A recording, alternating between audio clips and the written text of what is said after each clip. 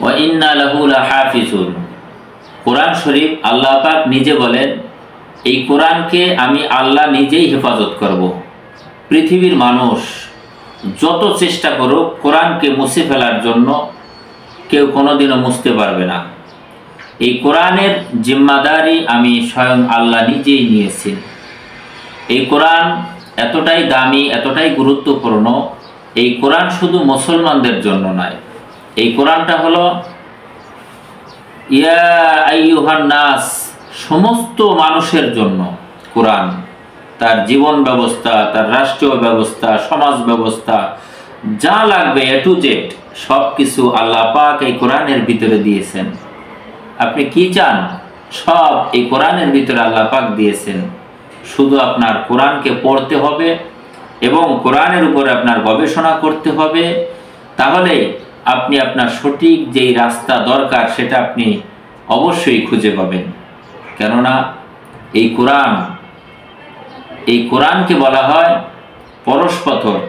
যিনি কোরআনকে মহব্বত করলো, কোরআন নিয়ে গবেষণা করলো, আল্লাহ পাক তাকে দুনিয়াতেও ইজ্জত দেবেন, আখিরাতেও তাকে আল্লাহ পাক ইজ্জত দেবেন। কেননা পৃথিবীতে অন্য অন্য যত গাইড আছে, কোনো গাইডের উপরে এতটা শক্তভাবে কোনো কথা বলা হয় নাই যেটা কোরআনের উপরে বলা হয়েছে। যে আল্লাহর নবী জনাবে মুহাম্মদ রাসূলুল্লাহ সাল্লাল্লাহু আলাইহি ওয়াসাল্লাম বলেন, যেই ব্যক্তি কোরআনের একটি অক্ষর পাঠ করলো সে 10টি নেকি পাইল। আর এই কোরআন পূর্ণ অঙ্গ যা লাগবে সব এর ভিতরে দেওয়া হয়েছে, এটা বাস। কোরআনের বিসমিল্লাহ শুরুতে বা দেওয়া,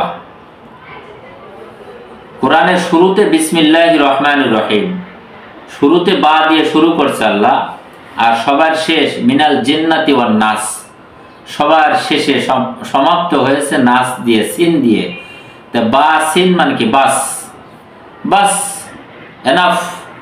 এই কোরআনের ভিতরে যা আছে এইটাই একটা মানুষের জীবনের জন্য এনাফ, আর কিছু দরকার নাই। সে যা চাবে আমি আল্লাহ সব কিছু এই কোরআনের ভিতরে দিয়েছি। এজন্য আসুন, একটি ছেলেকে আপনি কোরআনে হাফেজ বানান, আপনি মাওলানা মুফতি মুহাদ্দিস বানান। এর দ্বারা দুনিয়াও আলোকিত হবে, পরকালও আপনার জন্য কল্যাণময় হবে। যেই ব্যক্তি একটি সন্তানকে কোরআনে হাফেজ বানাইল, এই ব্যক্তি কাল কিয়ামতের মাঠে বিনা হিসাবে হাসতে হাসতে বেহেশতীয় রাজকীয় পোশাক পরে তারপরে বেহেশতের ভিতরে প্রবেশ করবে। সুবহানাল্লাহি ওয়া বিহামদিহি, সুবহানাল্লাহিল আযীম।